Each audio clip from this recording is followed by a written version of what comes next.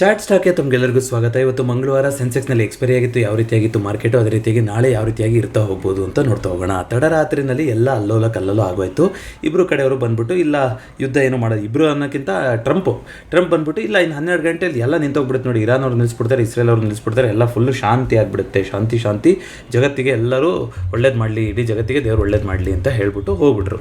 ಯಾಕೆ ಈ ರೀತಿ ಆಯಿತು, ಯಾಕೆ ಇವರಿಬ್ಬರು ಒಪ್ಕೋಬೇಕು ಅವ್ರು ಹೇಳಿದ ಮಾತ್ರಕ್ಕೆ ಅಂತೆಲ್ಲ ನೀವು ನೋಡ್ತಾ ಬರೋದಾದರೆ, ಇಸ್ರೇಲ್ ದೃಷ್ಟಿಯಿಂದ ನೋಡೋದಾದರೆ ನೋಡಿ, ಅಮೆರಿಕ ಹಿಂದಕ್ಕೆ ಹೋಗೋದು, ಇಸ್ರೇಲಿಗೂ ಸ್ವಲ್ಪ ಇವಾಗ ಹಿಂದಕ್ಕೆ ಹೋಗಬೇಕಾಗತ್ತೆ. ಯಾಕೆಂತಂದರೆ ಗ್ಲೋಬಲ್ ಟೆನ್ಷನ್ ತುಂಬ ಇದೆ, ಇದೆಲ್ಲ ಇದೆ. ಮತ್ತು ಅವ್ರದ್ದು ಏನು ಟಾರ್ಗೆಟ್ ಇತ್ತು, ಈಗ ಒಂದು ಎಚ್ಚರಿಕೆ ಕೊಡಬೇಕಿತ್ತು, ನೀವು ನ್ಯೂಕ್ಲಿಯರ್ ಮಾಡಬಾರ್ದಿತ್ತು ಅಂತ, ಅದನ್ನು ಕೊಟ್ಟಂಗಾಯಿತು. ಒಂದಿಷ್ಟು ಸುಮಾರು ಆರ್ಮಿ ಲೀಡರ್ಸು, ಗೌರ್ಮೆಂಟ್ ಲೀಡರ್ಸ್ನೆಲ್ಲ ಹೊಡೆದಾಕ್ಬಿಟ್ಟಿದ್ದಾರೆ ಇಸ್ರೇಲ್ ಅವರು, ಆಯಿತಾ. ಈಗ ಇರಾನ್ ಏನು ಮಾಡಿದೆ, ಇರಾನಿಗೆ ಇವಾಗ US ಸೇರಿಕೊಂಡು ಜಾಯಿಂಟ್ ಅಟ್ಯಾಕ್ ಬಂದಿದ್ದಂಥದ್ದು, ಅದು ಎಷ್ಟು ಇಂಪ್ಯಾಕ್ಟ್ ಆಗಿದೆ ಏನು ಕತೆ ಅನ್ನೋದು ಗೊತ್ತಿಲ್ಲ. ಕೆಲವ್ರು ಏನು ಹೇಳ್ತಾರೆ, ಆ ನ್ಯೂಕ್ಲಿಯರ್ ಏನೊಂದು ಅವ್ರದ್ದೆಲ್ಲ ಮಾಡ್ತಾ ಇದ್ರಲ್ಲ ಸೆಟಪ್, ಅದೆಲ್ಲ ತುಂಬ ಡೀಪಲ್ಲಿತ್ತು, ಅದಕ್ಕೆ ಇನ್ನೂ ಹರ್ಟ್ ಆಗಿಲ್ಲ, ಇನ್ನೂ ಉಳಿಬೋದು ಅಂತ. ಇವರು ಸೀಸ್ ಫೈರ್ ಹೇಳ್ತಿದ್ದಾರೆ ಅಂದರೆ ನಾವು ಮತ್ತೆ ಸೀಕ್ರೆಟ್ ಆಪರೇಷನ್ ಕಂಟಿನ್ಯೂ ಮಾಡ್ಬೋದು ಅಂತ ಅವ್ರು ಅಂದ್ಕೊಂಡ್ರು, ಅಥವಾ ಏನು ಕತೆ ಅಂತ ಗೊತ್ತಿಲ್ಲ. ಈಗ ಒಟ್ಟಿನಲ್ಲಿ ಅಮೇರಿಕ ಯಾಕೆ ನಿಲ್ಲಿಸ್ತು, ಅಮೇರಿಕ ಯಾಕೆ ಇಲ್ಲಿ ಬಂತು ಅನ್ನೋದಕ್ಕೆ ಸುಮಾರು ವಿಶ್ಲೇಷಣೆ ಬರ್ತಿದೆ. ಒಂದು ಏನು ವಾಪಸ್ ಅಮೇರಿಕ ದಾಳಿ ಮಾಡಿದ್ದಕ್ಕೆ ಅವ್ರು ವಾಪಸ್ ದಾಳಿ ಮಾಡೋಕ್ಕೆ ಶುರು ಮಾಡಿದ್ರು. ಕತಾರಲ್ಲಿರೋ US ಏರ್ ಬೇಸಲ್ಲಿ 9,000 ಸೈನಿಕರೇನೋ ಇದ್ದಾರೆ ಅಂತ US ಅವರು, ಅಲ್ಲಿಗೆಲ್ಲ ಅಟ್ಯಾಕ್ ಮಾಡೋಕ್ಕೆ ಶುರು ಮಾಡಿದ್ರು. ಜೊತೆಗೆ ಟ್ರಂಪ್ ಅವರಿಗೆ ಪ್ರೆಷರ್ ಬಂತು ಸ್ವಪಕ್ಷದಿಂದಲೇ, ಏನು ಹೇಳ್ಕೊಂಡು ಗೆದ್ದಿದ್ದೀರಾ, ಏನು ಮಾಡೋಕ್ಕೆ ಹೊರಡ್ತಾ ಇದ್ದೀರಾ, ಮೇಕ್ ಅಮೇರಿಕಾ ಗ್ರೇಟ್ ಅಗೇನ್ ಅಂತ ಹೇಳ್ತಾ ಇದ್ದೀರಾ, ಮೂರನೇ ದೇಶದ ವಿಚಾರಕ್ಕೆ ನಾವು ಯಾಕೆ ಮೂಗು ತೋರಿಸ್ತಾ ಇದ್ದೀವಿ ಇವಾಗ ಅಂತ ತುಂಬ ಪ್ರೆಷರ್ ಬಂತು. ಆ ಕಾರಣದಿಂದಾಗಿ ಹೇಳಿದ್ದಾರೆ ಅಂತಲೂ ಬರ್ತಾ ಇದೆ. ನೋಡೋಣ ಇದೆಲ್ಲ ಯಾವ ರೀತಿ ಅಂತ. ಯಾಕೆಂತಂದರೆ ಅವರ ಉದ್ದೇಶನೇ ಒಂದು ಬ್ರೇಕ್ ಆದಂಗೆ ಆಗುತ್ತಲ್ವ ಅಲ್ಲಿ. ಸೊ ವಾರ್ ಬೇಡ, ಅದಕ್ಕೆಲ್ಲ ಖರ್ಚು ಅನವಶ್ಯಕ, ಹಾಗೆ ಹೆಂಗೆ ಅಂತ ಹೇಳ್ಕೊಂಡು ಬಂದವರು ಈಗ ನಾವೇ ವಾರಿಗೆ ಪ್ರೋತ್ಸಾಹ ಕೊಟ್ಟರೆ ಯಾವ ರೀತಿ ಆ ರೀತಿಯಾಗಿ ಆಗಿದೆ. ಸೊ ಇದಕ್ಕಿಂತ ಯಾವುದಕ್ಕೆ ಇಂಪ್ಯಾಕ್ಟ್ ಬಿಡ್ತಾವೆ ಇಲ್ವೋ ಗೊತ್ತಿಲ್ಲ. ಆದರೆ ಕ್ರೂಡು ದೊಡ್ಡದಾಗಿ ಇವತ್ತು ಕ್ರ್ಯಾಶ್ ಆಯಿತು ಕ್ರೂಡಲ್ಲಿ. ಸೊ ಕ್ರೂಡಲ್ಲಿ ಕ್ರ್ಯಾಶ್ ಆದರೆ ನೋಡಿ, ಎರಡು ಥರ ಬರುತ್ತೆ. ಒಂದು ಆಯಿಲ್ ಪ್ರೊಡಕ್ಷನ್ ಅಥವಾ ಆಯಿಲ್ ಮ್ಯಾನುಫ್ಯಾಕ್ಚರಿಂಗ್ ಕಂಪನೀಸ್ ಅಂತ ಕರಿತೀವಿ. ಉದಾಹರಣೆಗೆ ONGC ಆಗಿರ್ಬೋದು, ನಿಫ್ಟಿ 50 ರಿಲಯನ್ಸ್ ಆಗಿರ್ಬೋದು, ಆಯಿಲ್ ಇಂಡಿಯಾ ಆಗಿರ್ಬೋದು, ಇದೆಲ್ಲ ಆಯಿಲ್ ಮ್ಯಾನುಫ್ಯಾಕ್ಚರಿಂಗ್ ಕಂಪನೀಸು. ಅದೇ ರೀತಿಯಾಗಿ ಆ ಆಯಿಲ್ನ ತಗೊಂಡು ಇಂಥ ಆಯಿಲ್ ಮ್ಯಾನುಫ್ಯಾಕ್ಚರಿಂಗ್ ಕಂಪ್ನಿಗಳಿಂದ ಅದನ್ನು ಖರೀದಿ ಮಾಡಿ ಅದನ್ನ ರೀಫೈನ್ ಮಾಡಿ ಬೇರೆ ಬೇರೆ ಪ್ರಾಡಕ್ಟ್ ಆಗಿ, ಪೆಟ್ರೋಲ್ ಆಗಿ, ಡೀಸೆಲ್ ಆಗಿ, ಕೆರೋಸಿನ್ ಆಗಿ, ಮತ್ತೊಂದಾಗಿ ಮಾರ್ತಾ ಹೋಗ್ತಾರಲ್ವ, ಅದು ಆಯಿಲ್ ಮಾರ್ಕೆಟಿಂಗ್ ಕಂಪ್ನಿಗಳು. ಅದರಲ್ಲಿ IOC ಆಗಿರ್ಬೋದು, BPCL ಆಗಿರ್ಬೋದು, HPCL ಆಗಿರ್ಬೋದು, MPCL ಆಗಿರ್ಬೋದು, ಇವೆಲ್ಲ ಅದರಲ್ಲಿ ಆಯಿಲ್ ಮಾರ್ಕೆಟಿಂಗ್ ಕಂಪ್ನೀಸ್ ಅಂತ ಬರ್ತಾ ಹೋಗುತ್ತೆ. ಒಂದು ನೀವು ತಿಳ್ಕೊಬೇಕು, ಆಯಿಲ್ನ ಬೈ ಮಾಡೋದು ಯಾರು, ಆ ಮಾರ್ಕೆಟಿಂಗ್ ಕಂಪ್ನಿಗಳು. ಯಾಕೆಂದರೆ ಅದನ್ನು ಬೈ ಮಾಡಿ ಕ್ರೂಡನ್ನ ಅದನ್ನ ರೀಫೈನ್ ಮಾಡಿ ಮಾರ್ಕೆಟಲ್ಲಿ ಏನು ರೆಗ್ಯುಲೇಟೆಡ್ ದರ ನಡೀತಿರುತ್ತೋ ಅದರಲ್ಲಿ ಮಾರ್ತಾ ಇರ್ತಾರೆ. ಸೊ ಅವರಿಗೆ ಆ ಮೆಟೀರಿಯಲ್ ಕಾಸ್ಟ್ ಏನಿರುತ್ತೆ ಅದು ಅದು ಚೇಂಜ್ ಆಗ್ತಾ ಇರುತ್ತೆ. ಬಟ್ ಆಯಿಲ್ ಮ್ಯಾನುಫ್ಯಾಕ್ಚರಿಂಗ್ ಕಂಪ್ನಿಗಳಿದಾವರಲ್ಲ, ಅವರಿಗೆ ಆಯಿಲ್ ಎಕ್ಸ್ಟ್ರಾಕ್ಟ್ ಮಾಡೋಕ್ಕೆ ಸೇಮ್ ಕಾಸ್ಟು, ಇವತ್ತಾದರೂ ಅಷ್ಟೇ, ಇನ್ನು 3 ದಿನ ಆದ್ರೂ ಅಷ್ಟೇ, ಅದರಲ್ಲಿ ಏನು ಚೇಂಜಸ್ ಆಗೋದಿಲ್ಲ ಎಕ್ಸ್ಟ್ರಾಕ್ಷನ್ ಕಾಸ್ಟು. ಬಟ್ ಅವ್ರಿಗೆ ಲಾಭ ಯಾವಾಗುತ್ತೆ ಹೇಳಿ, ಕ್ರೂಡ್ ಬೆಲೆ ಜಾಗತಿಕವಾಗಿ ಕ್ರೂಡ್ ಬೆಲೆ ಜಾಸ್ತಿ ಆದರೆ ಜಾಸ್ತಿ ಬೆಲೆಗೆ ಆಯಿಲ್ ಮಾರ್ಕೆಟಿಂಗ್ ಕಂಪ್ನಿಗಳಿಗೆ ಮಾರ್ತಾರೆ ಅವರು. ಹಾಗಾಗಿ ಕ್ರೂಡ್ ಆಯಿಲ್ ಬೆಲೆ ಜಾಸ್ತಿ ಆಯಿತು ಅಂದರೆ ಆಯಿಲ್ ಮ್ಯಾನುಫ್ಯಾಕ್ಚರಿಂಗ್ ಕಂಪ್ನಿಗಳಿಗೆ ಲಾಭ, ಆದರೆ ಆಯಿಲ್ ಮಾರ್ಕೆಟಿಂಗ್ ಕಂಪ್ನಿಗಳಿಗೆ ಲಾಸು. ಬಿಕಾಸ್ ಜಾಸ್ತಿ ಬೆಲೆಯಲ್ಲಿ ಅವರು ಕೊಂಡ್ಕೊಂಡು ರೀಫೈನ್ ಮಾಡಿ ಜನಕ್ಕೆ ಮಾರಬೇಕು. ಕ್ರೂಡ್ ಜಾಸ್ತಿ ಆಗ್ತಿರೋ ಅಂತ ಮಾತ್ರ ಎಲ್ಲ ಟೈಮಲ್ಲೂ ಪೆಟ್ರೋಲ್ ಡೀಸೆಲ್ ಬೆಲೆ ಜಾಸ್ತಿ ಆಗ್ತಿರುತ್ತಾ ಇಲ್ಲ. ಸೊ ಏನಿರುತ್ತೋ ಅದೇ ಬೆಲೆಗೆ ಮಾರ್ತಾ ಇರಬೇಕಾಗುತ್ತೆ. ಹಾಗಾಗಿ ಜನರಲಿ ಕ್ರೂಡ್ ಬೆಲೆ ಜಾಸ್ತಿ ಆಯಿತು ಅಂತಂದರೆ ಆಯಿಲ್ ಮ್ಯಾನುಫ್ಯಾಕ್ಚರಿಂಗ್ ಕಂಪ್ನಿಗಳು ಅಪ್ರಿಷಿಯೇಟ್ ಆಗ್ತವೆ. ಅದೇ ರೀತಿಯಾಗಿ ಕ್ರೂಡ್ ಬೆಲೆ ಕಮ್ಮಿ ಆಯಿತು ಅಂದರೆ ಆಯಿಲ್ ಮಾರ್ಕೆಟಿಂಗ್ ಕಂಪ್ನಿಗಳು ಅಪ್ರಿಷಿಯೇಟ್ ಆಗ್ತವೆ. ಅದು ನಿಮಗೆ ಗೊತ್ತಿರಬೇಕು. ಸೊ ಇಲ್ಲಿ ನೀವು ನೋಡ್ತಾ ಬರೋದಾದರೆ ONGC ಇವತ್ತಿನ ಟಾಪ್ ಲೂಸರ್ ಆಗಿದೆ. ಅದೇ ರೀತಿಯಾಗಿ ಜಿಯೋ ಫೈನಾನ್ಸು 2.61% ಅಮೌಂಟ್ ಬಂದಿರೋದ್ರ ಮೂಲಕ ಇವತ್ತಿನ ಟಾಪ್ ಗೇನರ್ ಆಗಿದೆ. ಅದಾನಿ ಪೋರ್ಟ್ಸ್ ಬಗ್ಗೆ ನ್ಯೂಸ್ ಬಂದಿಲ್ಲ. ಏರ್ಪೋರ್ಟಲ್ಲಿ ನವಿ ಮುಂಬೈಲಿ ದೊಡ್ಡ ಮಟ್ಟಿಗೆ ಕ್ಯಾಪೆಕ್ಸ್ ಸ್ಪೆಂಡ್ ಮಾಡ್ತಾರೆ ಅಂತೆಲ್ಲ ಸುದ್ದಿ ಬಂದಿತ್ತು, ಅದೆಲ್ಲ ಸೇರ್ಕೊಂಡಿರ್ಬೋದು. ಅದೇ ರೀತಿಯಾಗಿ ನಿಫ್ಟಿ ನೆಕ್ಸ್ಟ್ 50 ನೋಡೋದಾದರೆ ಮತ್ತೆ ಇನ್ನೊಂದು ಯಾವ ಸೆಕ್ಟರ್ ಇವತ್ತು ಆಯಿಲ್ ಮ್ಯಾನುಫ್ಯಾಕ್ಚರಿಂಗ್ ಕಂಪ್ನಿಗಳ ಜೊತೆಗೆ ಬಿದ್ದಿದ್ದು, ಡಿಫೆನ್ಸ್. ಯಾಕೆಂದರೆ ಈಗ ಶಾಂತಿ ಒಪ್ಪಂದ ಆಯಿತು ಅಂತಂದರೆ ಹೋಯ್ತು, ಡಿಫೆನ್ಸಿಗೆ ಏನೊಂದು ಡಿಫೆನ್ಸ್ ನೋಡಿ ಆಲ್ರೆಡಿ ಆಲ್ ಟೈಮ್ ಹೈಯಲ್ಲಿದೆ. ನಾನು ಇವಾಗ ವಾಪಸ್ ಯುದ್ಧ ಆಗ್ತಾ ಇದೆ ಮಾತ್ರಕ್ಕೆ ಮತ್ತೆ ಸೆಂಟಿಮೆಂಟು ಚಿಗುರಿಕೊಂಡಿತ್ತು. ಆದರೆ ಆಲ್ ಟೈಮ್ ಹೈಯಲ್ಲಿ ನಾವು ತುಂಬ ಹುಷಾರಾಗಿ ಇರಬೇಕು ಅಂತ ಮಾತಾಡ್ತಿದ್ವಿ. ಇವತ್ತು HAL 2.82% ಕರೆಕ್ಷನ್ ಬರ್ತಿರೋದ್ರ ಮೂಲಕ ಇವತ್ತಿನ ನಿಫ್ಟಿ ನೆಕ್ಸ್ಟ್ 50ಯ ಟಾಪ್ ಲೂಸರ್ ಆಗಿದೆ. ಅದೇ ರೀತಿಗೆ ಎಗೇನ್ ಅಂಬುಜಾ ಸಿಮೆಂಟ್ಸ್ ಅಂತಿದೆ, one more Adani group of company ಇಲ್ಲ. ಹ್ಯುಂಡೈ 3.59% ಅಮೌಂಟ್ ಬಂದಿರೋದ್ರ ಮೂಲಕ ಹ್ಯುಂಡೈ ಇವತ್ತಿನ ಟಾಪ್ ಗೇನರ್ ಆಗಿದೆ ನಿಫ್ಟಿ ನೆಕ್ಸ್ಟ್ 50ನಲ್ಲಿ. ಅದೇ ರೀತಿಯಾಗಿ ನಿಫ್ಟಿ ಯಾವ ರೀತಿಯಾಗಿತ್ತು ಅಂತ ನೋಡ್ತಾ ಬರೋದಾದರೆ, ಒಂದು ಗ್ಯಾಪ್ ಅಪ್ ಓಪನಿಂಗ್, ಯಾವ ಗ್ಯಾಪ್ ಅಪ್ ಓಪನಿಂಗ್ 25,200 ಒಂದು ತಡೆಗೋಡೆ ಆಗಿದೆ. ಯಾವ ಝೋನ್ ಅಂತ ಮಾತಾಡ್ತಾ ಇದ್ವೋ ಅಲ್ಲೇ ಓಪನ್ ಆಯಿತು, 25,200 ಓಪನ್ ಆಯಿತು. ಅಲ್ಲಿಂದ 25,300 ತನಕ ಅಟೆಂಡ್ ಮಾಡಿತ್ತು. ಮಧ್ಯಾಹ್ನ ಮತ್ತೆ ಸೀಸ್ ಫೈರ್ ವೈಲೇಷನ್ ಮಾಡಿದ್ದಾರೆ, ಆ ಥರ ಈ ಥರ ಅಂತೆಲ್ಲ ಸುದ್ದಿ ಬಂತು. FIಗಳು ಕೂಡ ಸೆಲ್ ಮಾಡಿರ್ಬೋದು ಇವತ್ತು. ಆ ಕಾರಣದಿಂದಾಗಿ ವಾಪಸ್ ರಿಜೆಕ್ಷನ್ ಬಂದಿದೆ. ನೋಡಿ ಇವತ್ತಿನ ದಿನಾನ ಕಟ್ ಮಾಡಿ ತೆಗೆದಾಕಿದ್ರೆ ಏನೂ ಚೇಂಜಸ್ ಆಗಲ್ಲ. ಯಾಕೆಂದರೆ ನಿನ್ನೆ ಸರಿಸುಮಾರು ಯಾವ ರೇಂಜಿಗೆ ಬಂದು ಕ್ಲೋಸ್ ಆಗಿತ್ತು ಅದೇ ರೇಂಜಿಗೆ ಕ್ಲೋಸ್ ಆಗಿದೆ. ಆದರೆ ಡಿಫ್ರೆನ್ಸ್ ಇದೆ. ಏನು ಡಿಫ್ರೆನ್ಸು, ನಿನ್ನೆ 25,000ಕ್ಕಿಂತ ಕೆಳಗಡೆ ಕ್ಲೋಸಿಂಗ್ ಆಗಿತ್ತು, 25,000ಕ್ಕಿಂತ ಕೆಳಗೆ. ಇವತ್ತು 25,000ಕ್ಕಿಂತ ಮೇಲ್ಗಡೆ ಕ್ಲೋಸಿಂಗ್ ಆಗಿದೆ. ಆಗಿದೆ. ಸೊ ನಿಫ್ಟಿನಲ್ಲಿ ಡಿಫರೆನ್ಸ್ ಇದೆ ಆ್ಯಕ್ಚುಲಿ ನೆನೆಗೂ ಇವತ್ತಿಗೂ ಕಂಪೇರ್ ಮಾಡಿದ್ರೆ. ಇವತ್ತು ನೋಡಿ ಒಂದು ಫಸ್ಟ್ ಟೈಮ್ ಈ ಝೋನ್ನ ಬಿಟ್ಟು ಹೊರಡ್ತೀನಿ ಅಂತ ಅಟೆಂಡ್ ಮಾಡಿತ್ತು, ಆಗಿಲ್ಲ. ಬಟ್ 25,000 ಮೇಲ್ಗಡೆ 25,044ರಲ್ಲಿ ಕ್ಲೋಸಿಂಗ್ ಆಗಿರುತ್ತದೆ, which is very good sign. ನಾವು ಪಾಸಿಟಿವ್ ಆಗಿ ಇರ್ತಾ ಹೋಗ್ಬೇಕು ಈಗ. ಸೊ ನೋಡೋಣ ಯಾವ ರೀತಿಯಾಗಿ ಚೇಂಜಸ್ ಆಗ್ತಾ ಹೋಗುತ್ತೆ ಅಂತ. ಯಾಕಂದರೆ ಮಾರ್ಕೆಟ್ ಆಲ್ರೆಡಿ ಪಾಸಿಟಿವ್ ಆಗಿತ್ತು, ಈಗ ಗ್ಲೋಬಲ್ ಟೆನ್ಷನ್ ಕೂಡ ಇಲ್ಲ ಅಂತಂದರೆ ನಾವು ಇದನ್ನ ಪಾಸಿಟಿವ್ ಆಗಿ ಎದುರು ನೋಡ್ತಾ ಹೋಗಬೇಕು. ನೋಡೋಣಂತೆ ನೆಕ್ಸ್ಟು ನಮಗೆ ಕಾಣಿಸ್ತಾ ಇರುವಂಥ ಒಂದು ದೊಡ್ಡ ಒಂದು ಹಡಲ್ ಅಂತಂದರೆ ಅದು 25,500 600 ಇದೆಯಲ್ಲ ಆ ಝೋನ್, ಅಲ್ಲಿ ತನಕ ಯಾವುದೂ ಹಡಲಿಲ್ಲ. ಅಕಸ್ಮಾತ್ ಇದನ್ನ ಜಂಪ್ ಆಗಿ ಮೇಲ್ಗಡೆ ಹೋಯಿತು ಅಂದರೆ ಒಂದು ದೊಡ್ಡ ಬಸ್ ಸ್ಟ್ಯಾಂಡ್ ಮಾಡಿರೋದ್ರಿಂದ ಒಂದು ಪುಷ್ ಸಿಗ್ತಾ ಹೋಗಬೇಕು ಅಲ್ಲಿ ತನಕ. ನೋಡೋಣಂತೆ ಆ ರೀತಿ ಆಗುತ್ತಾ ಅಂತ. ಅದೇ ರೀತಿಯಾಗಿ ಬ್ಯಾಂಕ್ ನಿಫ್ಟಿ ಇವತ್ತು ಅದು ಕೂಡ ಅಟೆಂಡ್ ಮಾಡ್ತು ತಿರ್ಗಾ 57,000 ಆಲ್ ಟೈಮ್ ಹೈ ಲೆವೆಲ್ನ ಅಟೆಂಡ್ ಮಾಡಿಲ್ಲ ಅಂದ್ರೂ ಒಂದು ಜಂಪ್ ಮಾಡಿ ಒಂದು ಡೋಜಿನಲ್ಲಿ ಎಂಡ್ ಆಗಿದೆ. ಸೊ ಅದೇ ರೀತಿಯಾಗಿ ಮಿಡ್ ಕ್ಯಾಪ್ ನಿಫ್ಟಿ ಅದು ಕೂಡ ಗ್ಯಾಪ್ ಅಪ್ ಓಪನಿಂಗ್ ಆಯಿತು, ಆಮೇಲೆ ಸೆಕೆಂಡ್ ಹಾಫಲ್ಲಿ ಒಂದು ಸೆಲ್ಲಿಂಗ್ ಬಂದಿದೆ. ಗೋಲ್ಡಲ್ಲಿ ಕರೆಕ್ಷನ್ ಆಗ್ತಾ ಇದೆ, ವೆರಿ ವೆರಿ ವೆರಿ ಇಂಪಾರ್ಟೆಂಟ್ ಇದು. ಸೊ ಗೋಲ್ಡಲ್ಲಿ ಕರೆಕ್ಷನ್ ಆಗ್ತಾ ಇರೋಂಥದ್ದು ಆಫ್ಟರ್ ಅ ಲಾಂಗ್ ಟೈಮ್ ಇದು. ಈ ಥರ ಇಷ್ಟು ದೊಡ್ಡ ಬಾರ್ ಬಂದಿರೋಂಥದ್ದು ನೋಡಿ, ಯಾವಾಗ 12 ಮೇಗೆ ಬಂದಿದ್ಬಿಟ್ರೆ ಇಷ್ಟು ದೊಡ್ಡ ಬಾರು ನಾನು ನೋಡಿರಲಿಲ್ಲ ಗೋಲ್ಡಲ್ಲಿ.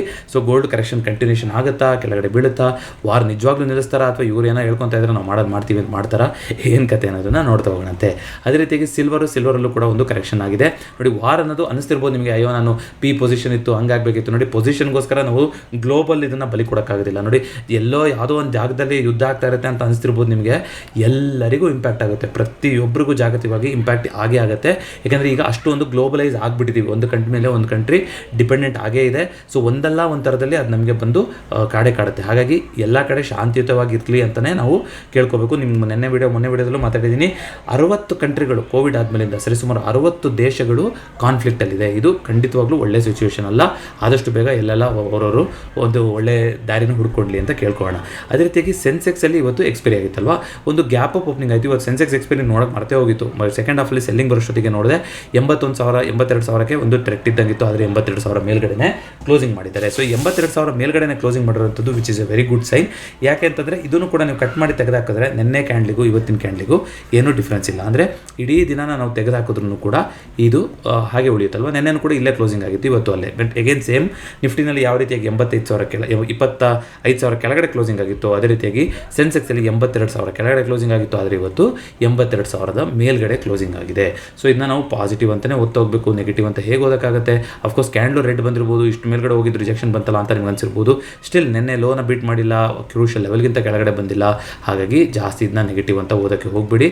ಏನೇ ಆಗಿರ್ಬೋದು, ಟ್ರ್ಯಾಪ್ ಆಗಿರ್ಬೋದು, ಮತ್ತೊಂದೇ ಆಗಿರ್ಬೋದು, ನಾಳೆ ಇದಕ್ಕೆ ಫಾಲೋ ಅಪ್ ಬಂತು ಅಂತಂದರೆ ಕನ್ಫರ್ಮೇಷನ್ ಇದನ್ನ ಬಿಟ್ಟು ಹೋಗೋಕ್ಕೆ ರೆಡಿಯಾಗಿದೆ ಅಂತ, ಇಲ್ಲ ವಾಪಸ್ ಈ ಝೋನಿಗೆ ಬಂತು ಅಂದರೆ ನಾವು ಸ್ಟಿಲ್ ಇದನ್ನ ಬಸ್ ಸ್ಟ್ಯಾಂಡ್ ಝೋನ್ ಅಂತಲೇ ಓದಬೇಕೇ ಹೊರತು ತೀರಾ ನೆಗೆಟಿವ್ ಅಂತ ಓದೋ ಥರ ಸಿಚುವೇಶನ್ನು ಕಾಣಿಸ್ತಾ ಇಲ್ಲ.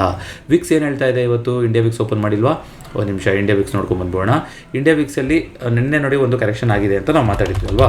ಇವತ್ತು ಕೂಡ ಏನಾದರೂ ಇಂಡಿಯಾ ವಿಕ್ಸು ಬೆಳಗ್ಗೆ ಓಪನಿಂಗಲ್ಲಿ 4-5% ಕರೆಕ್ಷನ್ ಆಗಿತ್ತು. ಈಗ ನೋಡಿ 14ಕ್ಕಿಂತ ಕೆಳಗಡೆ ಬಂದಿದೆ India VIX, which is very good sign. ಇದು ಇನ್ನೂ ಕೆಳಗಡೆ ಬರ್ತಾ ಹೋಯಿತು ಅಂದರೆ ಮಾರ್ಕೆಟಿಗೆ ಮೇಲೋಗೋಕ್ಕೆ ಯಾವುದೇ ರೀತಿಯಾದಂಥ ತೊಂದರೆ ಇರೋದಿಲ್ಲ. ಇವತ್ತು ನೆಗೆಟಿವಲ್ಲೇ ಕ್ಲೋಸಿಂಗ್ ಆಗಿದೆ. ನೆಗೆಟಿವ್ ಆಯಿತು, ಇಂಡಿಯಾ ವಿಕ್ಸ್ ನೆಗೆಟಿವ್ ಆದಷ್ಟು ಮಾರ್ಕೆಟಿಗೆ ಒಂದು ಪಾಸಿಟಿವಿಟಿ. ನೆನ್ನೆ ಒಂದು ಬಾಟ್ನ ಕ್ರಿಯೇಟ್ ಮಾಡಿದ್ದೀವಿ ನಮ್ಮ ಟೆಲಿಗ್ರಾಮ್ ಗ್ರೂಪಲ್ಲಿ. ಯಾಕಂದರೆ ನಾನು ಎಲ್ಲ ಸಮಯದಲ್ಲೂ ಲಭ್ಯ ಇರೋದಿಲ್ಲ, ಕೆಲವರಿಗೆ ಈ ಕಾನ್ಸೆಪ್ಟ್ ಬಗ್ಗೆ ಆಲ್ರೆಡಿ ವಿಡಿಯೋ ಇದೆ. ಇವಾಗ ಇಂಡಿಯಾ ವಿಕ್ಸ್ ಬಗ್ಗೆ ವಿಡಿಯೋ ಇದೆ ಅಂತ ನೀವು ಅನಿಸಿರ್ಬೋದು. ಸೊ ಏನು ಮಾಡ್ಬೋದು, ನೀವಲ್ಲಿ ಬಾಟ್ ಅಂತ ಇದೆ ನಮ್ಮ ಯೂಟ್ಯೂಬ್ ಸಬ್ಸ್ಕ್ರೈಬರ್ ಗ್ರೂಪಲ್ಲಿ. ಆ ಬಾಟ್ ಅನ್ನೋದಕ್ಕೆ ನೀವು @MM_bot ಅಂತ ಕೊಟ್ಬಿಟ್ಟು ಯಾವುದಾದ್ರು ಒಂದು ಟಾಪಿಕ್ ಬಗ್ಗೆ ಹೇಳಿದ್ರೆ ನಮ್ಮ ಚಾನಲಲ್ಲಿ ಅದ್ರ ಬಗ್ಗೆ ವಿಡಿಯೋ ಇದೆ, ನಿಮಗೆ ತಕ್ಷಣ ಅಲ್ಲೇ ವಿಡಿಯೋ ಲಿಂಕನ್ನು ಕೊಟ್ಬಿಡುತ್ತೆ. ಯಾಕೆ ಇದನ್ನ ಹೇಳ್ತಾ ಇದ್ದೀನಿ ಅಂದರೆ ಸರಿಸುಮಾರು 850 ವೀಡಿಯೋಸ್ಗಿಂತನೂ ಜಾಸ್ತಿ ವೀಡಿಯೋಸು ಅಪ್ಲೋಡ್ ಆಗಿದೆ ಚಾನಲಲ್ಲಿ. ಸೊ ಎಲ್ಲದನ್ನು ಹುಡ್ಕೋದು ಕಷ್ಟ ಆಗಿರ್ಬೋದು. ಚಾರ್ಟ್ ಸ್ಟಾಕು ಡೈಲಿ ಬರ್ತಾ ಇರುತ್ತೆ, ಅದನ್ನು ಬಿಟ್ಟು ನೀವು ಡೆಡಿಕೇಟೆಡ್ ಪ್ಲೇಲಿಸ್ಟಲ್ಲಿ ಹುಡ್ಕೋಂಥದ್ದು ಏನು ಕಷ್ಟ ಇಲ್ಲ. ಬಟ್ ಯಾರಿಗಾದರೂ ಅದು ಕಷ್ಟ ಆಗುತ್ತೆ ಅಂದರೆ ಆ ಬಾಟ್ನ ಸಹಾಯನ ಪಡ್ಕೋಬೋದು. ಅದನ್ನ 24/7 ಅಪ್ಪಿಡೋಕ್ಕೆ ನೋಡ್ತಾ ಇದ್ದೀನಿ. ಬಟ್ ಫ್ರೀ ಟೈರಲ್ಲಿ ಅಷ್ಟೊಂದೆಲ್ಲ ಇಲ್ಲ ಫೆಸಿಲಿಟಿ. ಅಟ್ಲೀಸ್ಟ್ ನಾನು ಅವೈಲೇಬಲ್ ಇದ್ದಾಗಂತೂ ಬಾಟು ಅದು ಅಪ್ ಆ್ಯಂಡ್ ರನ್ನಿಂಗ್ ಆಗ್ತಾ ಇರುತ್ತೆ. ನಾನು ಇಲ್ಲದಲ್ಲೇ ಇದ್ದಾಗಲೂ ರನ್ ಮಾಡೋ ಥರದ್ದು ನೋಡಬೇಕು, ಅದನ್ನ ಮಾಡೋಂತೆ. ಅದೇ ರೀತಿಯಾಗಿ ಕ್ರೂಡು ನೋಡಿ, ಕ್ರೂಡು 2 ಇಂಪಾರ್ಟೆಂಟ್ ಆದಂಥ ಒಂದು ರೆಸಿಸ್ಟೆನ್ಸ್ ಲೆವೆಲು ಮತ್ತು ಸಪೋರ್ಟ್ ಲೆವೆಲ್ನ ಹಾಕೊಂಡಿದ್ವಿ. ಯಾವಾಗ ಡೈಲಿ ಕ್ಯಾಂಡಲಲ್ಲಿ ಒಂದು W ಪ್ಯಾಟರ್ನ್ ಮಾಡ್ತಾ ಇದೆ ಅಂತಂದಾಗ ಅಲ್ವಾ.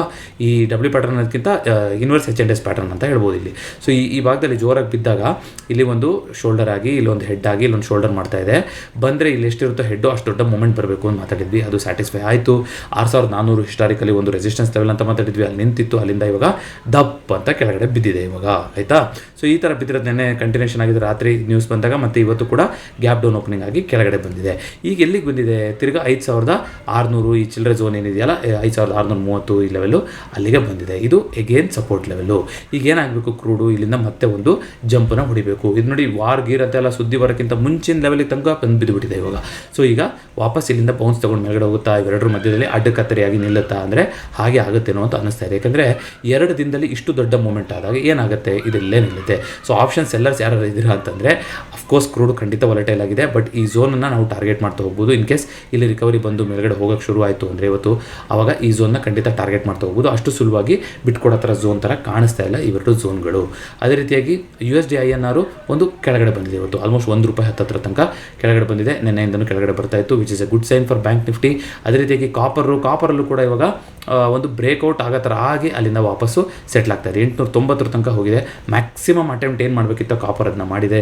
ಈ ಒಂದು ಗ್ಯಾಪ್ ಇತ್ತು, ಆ ಗ್ಯಾಪನ್ನು ಕೂಡ ಫುಲ್ ಮಾಡಿದೆ. ನೋಡೋಣ ಈಗ ಸಿಲ್ವರ್ ಥರ ಇಲ್ಲೂ ಒಂದು ಕೂಡ ದೊಡ್ಡದಾಗಿ ಮೂಮೆಂಟ್ ಬರುತ್ತಾ ಅಥವಾ ಇದು ವಾಪಸ್ ಕೆಳಗಡೆ ಬೀಳುತ್ತಾ ಅನ್ನೋದು ಇವಾಗ ಇಂಟ್ರೆಸ್ಟಿಂಗ್ ಆಗಿರುವಂಥದ್ದು. ಗಿಫ್ಟ್ ನಿಫ್ಟಿ ಸುಮಾರು ಜನ ಟ್ರ್ಯಾಕ್ ಮಾಡ್ತಾ ಇರ್ಬೋದು, 25,000 ಹತ್ತತ್ರದಲ್ಲೇ ಇದೆ. ಅಂದರೆ ಎಲ್ಲಿ ಕ್ಲೋಸಿಂಗ್ ಆಗಿತ್ತು ಅಲ್ಲೇ ಫ್ಲಾಟ್ ಆಗಿ ನಡೀತಾ ಇದೆ ಗಿಫ್ಟ್ ನಿಫ್ಟಿ. ಸೊ ಇದನ್ನು ಬಿಟ್ಟು ನ್ಯೂಸ್ ಅಂತ ಹೇಳೋದಾದರೆ ಮನೆಗೂ ಬಂದು ಇವಾಗ ಸೆನ್ಸಸ್ಸಿಂದು ಸುದ್ದಿ ನಿಮ್ಗೆ ಆಲ್ರೆಡಿ ಗೊತ್ತಿದೆ. ಅದಲ್ಲದೆ ಇವಾಗ ಹೌಸ್ ಹೋಲ್ಡ್ ಇನ್ಕಮ್ ಸರ್ವೆ ಅಂತ ಮಾಡ್ತಾರಂತೆ ಫೆಬ್ರವರಿ 2026ರಿಂದ. ಇದರಿಂದ ರಿಚ್ ಪೂರ್ದು ಪ್ಯಾರಿಟಿ ಎಷ್ಟಿದೆ, ಅವ್ರದ್ದು ವೆಲ್ತ್ ಡಿಸ್ಪ್ಯಾರಿಟಿ ಅದು ಎಷ್ಟಿದೆ, ಲಿವಿಂಗ್ ಸ್ಟ್ಯಾಂಡರ್ಡ್ ಎಷ್ಟಿದೆ ಅನ್ನೋದ್ರ ಬಗ್ಗೆ ಒಂದು ಕರೆಕ್ಟಾಗಿ ಐಡಿಯಾ ಸಿಗುತ್ತೆ ಅನ್ನೋದು ಗೊತ್ತಾಗ್ತಾ ಇದೆ. ಅದಾದಮೇಲೆ ಒಂದಿಷ್ಟು ಸುದ್ದಿಗಳಂತ ನೋಡ್ತಾ ಬರೋದಾದರೆ ರೂಪಾಯಿ ₹86.75 ಬಿದ್ದಿತ್ತು, ಬಟ್ ಇವತ್ತು ಸ್ವಲ್ಪ ಅದು ರಿಕವರಿ ಕೊಟ್ಟಿದೆ ಅಂತ ಹೇಳ್ತಾ ಹೋಗ್ಬೋದು. ಜೊತೆಗೆ ಕೋಲ್ಗೇಟ್ ಇದೆಯಲ್ಲ ಲಿಸ್ಟೆಡ್ ಕಂಪನಿ, ಬರೀ ಓರಲ್ ಪ್ರಾಡಕ್ಟ್ ಅಲ್ಲ, ಈಗ ಇನ್ಮೇಲಿಂದ ಪರ್ಸ್ನಲ್ ಕೇರು ಈ ಥರ ಪ್ರಾಡಕ್ಟ್ಸ್ಗಳಿಗೂ ಕೂಡ ನಾವು ಎಂಟ್ರಿ ಕೊಡಬೇಕು ಅಂತ ಅಂದ್ಕೊಂಡಿದ್ದೀವಿ ಅಂತ ಹೇಳ್ಬೋದು ಅಂತ ಹೇಳಿದ್ದಾರೆ. ಅದು ಒಂದು ಪಾಸಿಟಿವಿಟಿ ಆಗ್ತಾ ಹೋಗ್ಬೋದು, ಯಾಕಂದರೆ ಎಕ್ಸ್ಪ್ಯಾಂಡ್ ಮಾಡೋಕ್ಕೆ ನೋಡ್ತಾ ಇದ್ದಾರೆ ಕಂಪನಿಗಳು. ಅದನ್ನು ಹೊರತುಪಡಿಸಿ ಅಂತ ನೋಡೋದಾದರೆ IPOಗಳು ಆಲ್ರೆಡಿ ಒಂದಾದ್ಮೇಲೆ ಒಂದು IPOಗಳು ಬರ್ತಾನೆ ಇದೆ. ನಿಮ್ಗೆ ಹೇಳಿದ್ದೀನಿ ಅದ್ರ ಬಗ್ಗೆ. HDB ಫೈನಾನ್ಷಿಯಲ್ ಸರ್ವಿಸಸ್ಸು, ಇನ್ನೊಂದು ಯಾವುದೋ ಇವತ್ತು ಪುಷ್ಪಾ ಜ್ಯುವೆಲರ್ಸು, ಯಾವುದಕ್ಕೆ ಅಡ್ವರ್ಟೈಸ್ಮೆಂಟ್ ಮೇಲೆ ಅಡ್ವರ್ಟೈಸ್ಮೆಂಟ್ ಬರ್ತಾ ಇದೆ. ಸೊ IPO ಮಾರ್ಕೆಟ್ ಚೆನ್ನಾಗಿತ್ತು ಅಂದರೆ IPO ಚೆನ್ನಾಗಾಗುತ್ತೆ, ಇಲ್ಲ ಅಂದರೆ ಅದು ನೆಗೆಟಿವ್. ಬಟ್ ಅದು ನೋಡ್ಕೊಂಡು ಹಾಕಬೇಕಾ, ಇಲ್ಲ ರೆಡ್ ಹೆರಿಂಗ್ ಪ್ರಾಸ್ಪೆಕ್ಟಸ್ನ ಓದಿ ಕರೆಕ್ಟಾಗಿ ಇದೆಯಾ ಈಗಲ ಅದಕ್ಕೆ ಇನ್ವೆಸ್ಟ್ ಮಾಡೋಕ್ಕೆ ಆ ಬೆಲೆ ಏನು ಹೇಳ್ತಾರೆ ಅದು ಮ್ಯಾಚ್ ಆಗ್ತಾ ಇದೆ ಅಂತ ನೋಡ್ಕೊಂಡು ಇನ್ವೆಸ್ಟ್ ಮಾಡಬೇಕು. ಇದ್ರ ಬಗ್ಗೆ ರೆಡ್ ಹೆರಿಂಗ್ ಪ್ರಾಸ್ಪೆಕ್ಟಸ್ ಅಂತ ಒಂದು IPO ಅಪ್ಲೈ ಮಾಡೋಕ್ಕಿಂತ ಮುಂಚೆ ನಿಮ್ಗೆ ಗೊತ್ತಿರಬೇಕಾದ ವಿಚಾರ ಅಂತ ಒಂದು ಡೆಡಿಕೇಟೆಡ್ ವೀಡಿಯೋ ಮಾಡಿದ್ದೆ. ಈ ವಿಡಿಯೋದ ಎಂಡಿ ಕೊಟ್ಟಿರ್ತೀನಿ, ನೀವು ಅದನ್ನ ಚೆಕ್ಔಟ್ ಮಾಡ್ತಾ ಹೋಗ್ಬೋದು. ಸೊ ಅದನ್ನು ಬಿಟ್ಟು ಅಂತ ನೋಡೋದಾದರೆ ಇಂಪಾರ್ಟೆಂಟ್ ಸುದ್ದಿ ಒಂದು ಹೇಳಬೇಕಾಗಿತ್ತು. ಇಂಡಿಗೋ ಏನಿದೆ, ಇಂಡಿಗೋ ಏರ್ಲೈನ್ಸ್ ಸದ್ಯಕ್ಕೆ ನಿಫ್ಟಿ ನೆಕ್ಸ್ಟ್ 50ನಲ್ಲಿರುವಂಥ ಕಂಪನಿ, ಅದು ನಿಫ್ಟಿ 50ಗೆ ಆ್ಯಡ್ ಆಗುತ್ತೆ ಅಂತ. ಇದು ಯಾವಾಗ ಮಾಡ್ತಾರೆ, 6 ತಿಂಗಳಿಗೆ ಒಂದ್ಸಲ NSE ಕಡೆಯಿಂದ ರೊಟೇಷನ್ ಆಗುತ್ತೆ ಅಂತ ನಿಮ್ಗೆ ಹೇಳಿದ್ದೆ. ಯಾಕೆ ಇಂಡೆಕ್ಸ್ ಫಂಡಲ್ಲಿ ಇನ್ವೆಸ್ಟ್ ಮಾಡೋದು ಇಂಪಾರ್ಟೆಂಟ್ ಅನ್ನೋದನ್ನ ಮ್ಯೂಚುವಲ್ ಫಂಡ್ ಸೀರೀಸ್ನಲ್ಲಿ ಮಾತಾಡಬೇಕಾದ್ರೆ ಆ ಪ್ಲೇಲಿಸ್ಟಲ್ಲಿ ಮಾತಾಡಿದ್ವಿ. ಯಾಕೆಂದರೆ ಟಾಪ್ 50 ಕಂಪ್ನಿನಲ್ಲಿ ಇನ್ವೆಸ್ಟ್ ಆಗ್ತಾ ಇರುತ್ತೆ ಯಾವಾಗಲೂ ಕೂಡ. ಯಾವುದಾದ್ರೂ ಒಂದು ಕಂಪನಿ ಟಾಪ್ 50ನಲ್ಲಿ ಇರೋದಕ್ಕೆ ಎಲಿಜಿಬಲ್ ಇಲ್ಲ, ಆದರೂ ಮಾರ್ಕೆಟ್ ಕ್ಯಾಪಿಟಲೈಸೇಷನ್ ಕಳ್ಕೊಂತು, ಅದು ನ್ಯೂಸ್ ಬಂದಾಗಿರ್ಬೋದು, ಪರ್ಫಾರ್ಮೆನ್ಸ್ ಆಗಿರ್ಬೋದು, ಬೇರೆ ಆಗಿರ್ಬೋದು. ಇಂಡಸ್ಇಂಡ್ ಬ್ಯಾಂಕ್ ವಿಚಾರದಲ್ಲಿ ನ್ಯೂಸ್ ಬಂತು, ಅದು ಒಂದು ಆಡಿಟ್ ಮಾಡಿದಾಗ ಅದು ಒಂದು ಗೊತ್ತಾಯ್ತಲ್ವ, ಒಂದಿಷ್ಟು ಮಿಸ್ಸಿಂಗ್ ಆಗಿದೆ, ಒಂದಿಷ್ಟು ಅಮೌಂಟ್ ತೋರಿಸಿರೋದು ಸರಿ ಇಲ್ಲ ಅಂತ ಗೊತ್ತಾಯಿತು. ಸೊ ಈ ಕಾರಣದಿಂದಾಗಿ ಇಂಡಸ್ಇಂಡ್ ಬ್ಯಾಂಕು ನಿಫ್ಟಿ 50ಯಿಂದ ಆಚೆ ಹೋಗುತ್ತೆ ಅಂತ ಸುದ್ದಿ. ಯಾವಾಗ, ಜೂನಲ್ಲಿ ಒಂದ್ಸಲ ಮಾಡ್ತಾರೆ, ಜೂನ್ ಎಂಡಿಗೆ ರಿವ್ಯೂನ. ಅದೇ ರೀತಿಗೆ ಡಿಸೆಂಬರ್ ಎಂಡಿಗೆ ಒಂದ್ಸಲ ರಿವ್ಯೂ ಮಾಡ್ತಾರೆ NSE ಅವರು. ಇದ್ರ ಬಗ್ಗೆ ಡೆಡಿಕೇಟೆಡ್ ವಿಡಿಯೋ ಮಾಡಿದ್ದೀನಿ. ನಿಫ್ಟಿ 50 ಸ್ಥಾನಪಟ್ಟಿ ಹೇಗೆ ನಿರ್ಧಾರ ಆಗುತ್ತೆ ಅಂತ ಯಾರಿಗಾದ್ರೂ ಇಂಟ್ರೆಸ್ಟ್ ಇದೆ ಅಂದರೆ ಅದನ್ನು ಕೂಡ ಈ ವಿಡಿಯೋದ ಎಂಡಿ ಕೊಟ್ಟಿರ್ತೀನಿ, ನೀವು ಚೆಕ್ಔಟ್ ಮಾಡ್ಬೋದು. ಸೊ ಇಂಡಸ್ಇಂಡ್ ಬ್ಯಾಂಕ್ ಆಚೆ ಹೋಗಿ ಆ ಜಾಗಕ್ಕೆ ಇಂಡಿಗೋ ಬರ್ಬೋದು ಅಂತ ಸುದ್ದಿ ಇದೆ. ನೋಡೋಣ ಅದು ಸಾಧ್ಯ ಆಗ್ತಾ ಹೋಗುತ್ತಾ ಅಂತ. ಇಂಡಿಗೋ ಇವತ್ತು ಒಂದು ಅದ್ರ ಬಗ್ಗೆ ನಾವು ಗ್ರೂಪಲ್ಲೂ ಕೂಡ ಮಾತಾಡಿದ್ವಿ. ಇಂಡಿಗೋನಲ್ಲಿ ನೋಡಿ ಇವಾಗ ಕ್ರೂಡ್ ಕೆಳಗಡೆ ಬೀಳ್ತಾ ಇರೋದಂಥದ್ದು oil marketing, oil manufacturing company ಬಗ್ಗೆ ಹೇಳಿದೆ ನಿಮಗೆ. ಜೊತೆಗೆ ಪೇಂಟ್ ಕಂಪ್ನಿಗಳಿಗೆ ರಾ ಮೆಟೀರಿಯಲ್ ಆಗಿರೋದ್ರಿಂದ ಅವರಿಗೆ ಲಾಭ, ಕ್ರೂಡ್ ಕೆಳಗಡೆ ಬಂತು ಅಂತಂದರೆ. ಜೊತೆಗೆ ಏವಿಯೇಷನ್ ಸೆಕ್ಟರ್, ಯಾಕಂದರೆ ಅವರು ಕೂಡ ಕ್ರೂಡ್ ಮೇಲೆ ಡಿಪೆಂಡ್ ಆಗಿದ್ದಾರಲ್ವ, ಜೆಟ್ ಆಯಿಲ್ಗೆ. ಸೊ ಅದು ಕೂಡ ಅದು ಪಾಸಿಟಿವ್ ಸೈನೆ. ಜೊತೆಗೆ ನಿಫ್ಟಿ 50ಗೆ ಆ್ಯಡ್ ಆಗುತ್ತೆ ಅನ್ನೋ ಸುದ್ದಿ ಮತ್ತು ಎರಡು ಸೇರಿಕೊಂಡು ಅದು ಒಂದು ಆಲ್ಮೋಸ್ಟ್ ಆಲ್ ಟೈಮ್ ಹೈಯಲ್ಲಿ ನಡೀತಾ ಇದೆ ಇವಾಗ ಇಂಡಿಗೋ. ನೋಡೋಣ ನಿಫ್ಟಿ 50ಗೆ ಬಂದ ಮೇಲೆ ಕಂಟಿನ್ಯೂ ಆಗುತ್ತಾ ಪರ್ಫಾರ್ಮೆನ್ಸು, ಅಥವಾ ಕೆಲವೊಂದು ಸ್ಟಾಕಲ್ಲಿ ಡಲ್ ಆದಂಗೆ ಅದರದ್ದು ಡಲ್ ಆಗುತ್ತಾ, ಏನು ಕತೆ ಆಗುತ್ತೆ ಅನ್ನೋದನ್ನು ನೋಡ್ತಾ ಹೋಗೋಣಂತೆ. ಇದಿಷ್ಟು ಇವತ್ತಿನ ಚಾರ್ಟ್ ಸ್ಟಾಕ್ ಆಗಿತ್ತು. ಜೊತೆಗೆ ನೆನ್ನೆ ಸುಮಾರು ಜನ ನೀವು ಕಮೆಂಟ್ ಮಾಡಿದ್ದೀರಾ, ಸರ್ ದಯವಿಟ್ಟು ನೀವು ಅನ್ಆರ್ಗನೈಸ್ ಸೆಕ್ಟ್ರಲ್ಲಿ ಇದ್ದೀರಾ ಅಂದರೆ ನೀವು ಡೈಲಿ ಸಂಬಳ ಅಂತ, ಅಂದರೆ ಡೈಲಿ ಸಂಬಳ ಅನ್ನೋದಕ್ಕಿಂತ ಸ್ಯಾಲ್ರಿಡ್ ಆಗಿಲ್ಲ, ನಿಮಗೆ ತಿಂಗಳಿಗೆ ಇಷ್ಟು ಅಂತಿಲ್ಲ, ದಿನಗೂಲಿ ಮೇಲೆ ನೀವು ನಂಬ್ಕೊಂಡಿದ್ದೀರಾ. ಅದು ಯಾರೇ ಆಗಿರ್ಬೋದು, ಅದು ನೀವು ಡ್ರೈವಿಂಗ್ ಪ್ರೊಫೆಷನಲ್ ಇರ್ಬೋದು, ಅಥವಾ ನೀವು ಕಾರ್ಪೆಂಟ್ರಿ ಕೆಲಸ ಮಾಡ್ತಾ ಇರ್ಬೋದು, ಅಥವಾ ನೀವು ಸಿವಿಲ್ಗೆ ವರ್ಕ್ ಮಾಡ್ತಾ ಇರ್ಬೋದು, ಬಿಲ್ಡಿಂಗು ಅಥವಾ ಈ ಥರದಲ್ಲಿ ನೀವು ಕೆಲಸ ಮಾಡೋರಾಗಿರ್ಬೋದು, ಅಥವಾ ಆಟೋ, ಅದೇ ಡ್ರೈವಿಂಗ್ ಅಂದರೆ ಎಲ್ಲದು ಬಂತಲ್ವಿ, ಆಟೋ, ಕ್ಯಾಬು ಎಲ್ಲರೂ ಕೂಡ ಆಯಿತಾ. ಅಥವಾ ನೀವು ಯಾವುದಾದ್ರೂ ದೇವಸ್ಥಾನದಲ್ಲಿ ಪೂಜೆ ಮಾಡ್ತಿರೋರಾಗಿರ್ಬೋದು, ಈ ಥರ ಯಾರ್ಯಾರಾಗಿರ್ಬೋದು ನೀವು. ಸೊ ಅಡುಗೆ ಕೆಲಸದಲ್ಲಿರುವವರು ಎಲ್ಲರೂ. ಸೊ ಖಂಡಿತವಾಗ್ಲೂ ನೀವು ಯಾವ ಇನ್ಶೂರೆನ್ಸ್ನ ಇರಬೇಕು, ಗೌರ್ಮೆಂಟಿಂದನೇ ಇರುವಂಥ 2 ಮುಖ್ಯವಾದ ಇನ್ಶೂರೆನ್ಸು, ಸೋಷಿಯಲ್ ಸೆಕ್ಯೂರಿಟಿ ಸ್ಕೀಮ್ಸ್ ಅಂತ ನನ್ನ ಚಾನಲಲ್ಲಿ ವಿಡಿಯೋ ಕೂಡ ಮಾಡಿದ್ದೀನಿ. ಯಾವುದು ಪ್ರಧಾನಮಂತ್ರಿ ಜೀವ ಜ್ಯೋತಿ ಬಿಮಾ ಯೋಜನೆ ಹಾಗೆ ಸುರಕ್ಷಾ ಯೋಜನೆ. ಇದರಲ್ಲಿ ನೀವು ಎನ್ರೋಲ್ ಮಾಡ್ಕೊಳ್ಳೇಬೇಕು. ವರ್ಷಕ್ಕೆ ನೀವು ₹400 ಕೊಟ್ಟರೆ ಸಾಕು, ನಿಮಗೆ 2 ಲಕ್ಷದ್ದು ಆಕ್ಸಿಡೆಂಟಲ್ ಇನ್ಶೂರೆನ್ಸು ಮತ್ತು ಲೈಫ್ ಇನ್ಶೂರೆನ್ಸು ಇರುತ್ತೆ. ಅದಕ್ಕಿಂತ ಜಾಸ್ತಿ ಭರಿಸ್ತೀವಿ, ಮನೆಯಲ್ಲಿ ಫ್ಯಾಮಿಲಿ ಎಕ್ಸ್ಪ್ಯಾಂಡ್ ಆಗಿದೆ, ಮಕ್ಕಳಿದ್ದಾರೆ, ಎಜುಕೇಷನ್ ಇದೆ, ಇನ್ನೂ ಜಾಸ್ತಿ ಡಿಪೆಂಡೆನ್ಸಿ ಇದೆ ನಮ್ಮ ಮೇಲೆ, ಖಂಡಿತವಾಗ್ಲೂ ಇದ್ದೇ ಇದ್ದೇ ಇರುತ್ತೆ ಅಲ್ವಾ. ಸೊ ಅಂಥವರು ಖಂಡಿತ ಇದ್ರ ಜೊತೆಗೆ ನೀವೇನು ಮಾಡಬೇಕು, ಟರ್ಮ್ ಇನ್ಶೂರೆನ್ಸ್ನು ಕೂಡ ತಗೋಬೇಕು.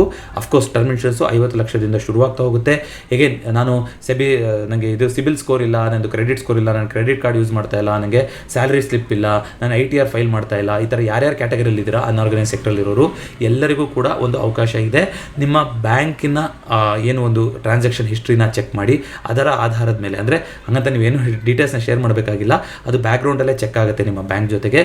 ಆ ರೀತಿ ಆಗಿ ನೀವು ಎಲಿಜಿಬಲ್ ಇದ್ದೀರಾ ಅಂತಂದರೆ ಇನ್ನೂ ಕೂಡ ಟರ್ಮ್ ಇನ್ಶೂರೆನ್ಸ್ ತೊಗೊಳಕ್ಕೆ ನಿಮಗೆ ಟರ್ಮ್ ಇನ್ಶೂರೆನ್ಸ್ ಕೊಡುವಂಥ ವ್ಯವಸ್ಥೆನ ಬಜಾಜ್ ಕಡೆಯಿಂದ ಮಾಡ್ತಾ ಇದ್ದಾರೆ. One of the very few insurance, ಅಥವಾ ಯಾರೂ ಇಲ್ಲ ಅಂತ ಕಾಣುತ್ತೆ ನನ್ನ ಪ್ರಕಾರ ಸದ್ಯದಲ್ಲಿ ಆ ಥರ ಫೀಚರ್ನ ಅವೈಲೇಬಲ್ ಮಾಡ್ತಾ ಇರೋರು. ಸೊ ಯಾರಾದರೂ ಈ ಕಾರಣದಿಂದಾಗಿ ನಂಗೆ ಟರ್ಮ್ ಇನ್ಶೂರೆನ್ಸ್ ತೊಗೊಳಕ್ಕಾಗಿಲ್ಲ ಇಷ್ಟು ದಿನ ಅಂತ ಇದ್ದೀರಾ ಅಂತಂದರೆ ದಯವಿಟ್ಟು ಈಗ ನೀವು ಆ ಫಾರ್ಮ್ನ ಫಿಲಪ್ ಮಾಡಿದ್ರೆ ಬಜಾಜ್ ಸಿಬ್ಬಂದಿ ನಿಮ್ಮನ್ನ ಕಾಂಟ್ಯಾಕ್ಟ್ ಮಾಡ್ತಾರೆ. ನಿಮ್ಮ ಹತ್ರ ಇದು ಯಾವುದೇ ಮಾನದಂಡ ಇಲ್ಲ ಅಂದರೂ ಕೂಡ ನೀವು ಟರ್ಮ್ ಇನ್ಶೂರೆನ್ಸ್ಗೆ ಎಲಿಜಿಬಲ್ ಆಗಿರ್ತೀರ. ದಯವಿಟ್ಟು ಅದನ್ನ ಮುಂದಿನ ನಿಮ್ಮ ಜನ್ಮದಿನ ಬರೋದ್ರೊಳಗಡೆ ಮಾಡ್ಕೊಳ್ಳಿ.